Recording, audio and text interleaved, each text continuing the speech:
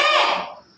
जब हम सो रहे होते हैं, दोनों बच्चे सो रहे होते हैं, जब एक चिड़िया जो है चींची करती है और मुर्गा कुकड़ू कू करता है ना, जब मॉर्निंग में उठते हैं तो पक्षियों की आवाज सुनकर नट्टू की आंखें खुल जाती हैं। जैसे ही उसकी आंखें खुलती है तो उसे अचानक से याद आता है कि मुझे तो आज अपने डफली दोस्त से मिलने जाना है उसके घर पर। तो जल्दी से रेडी होता है और डफली से मिलने के लिए अपने घर से निकलता है। घर से निकलता है सड़क से, और सड़क से होता हुआ जंगल में चला जाता है।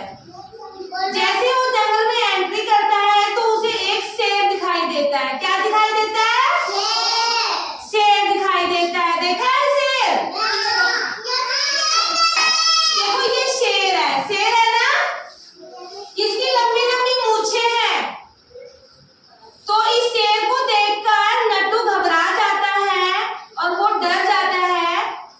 तो वो सोचता है अगर मैं इस शेर की तारीफ कर दूं तो शायद कोई बात बन जाए। सम्राट अच्छे से बैठो बेटा। अब शेर की तारीफ करता है, कहता है शेर आपकी तो जो मूछें हैं बहुत ही सुंदर हैं और लंबी लंबी है। तो शेर अपनी तारीफ सुनकर खुश हो जाता है। वो कहता है नट्टू को, नट्टू अगर आपको मेरी मूछें अच्छी लगती हैं तो आप मेरी मूछें लगा लो। तो शेर अपनी मूछें उतारता है और नट्टू के लगा देता है। नट्टू मूछें लगाकर आगे की ओर चलता है। तो जैसे ही वो आगे बढ़ता है तो उसे एक बहुत बड़ा पशु दिखाई देता है।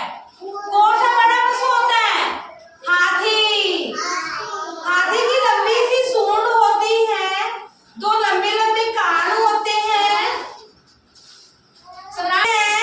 और एक छोटी छोटी आंखें होती हैं ना।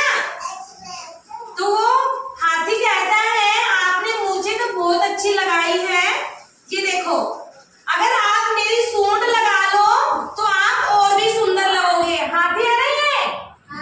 दिख रहा है सबको? है ना लंबी सी सूंड? तो वो अपनी सूंड नट्टू के लगा देता है और नट्टू लंबी लंबी मूछें और लंबी सी नाक लगा के आगे की ओर चलता है डफली के घर, डफली से मिलने के लिए।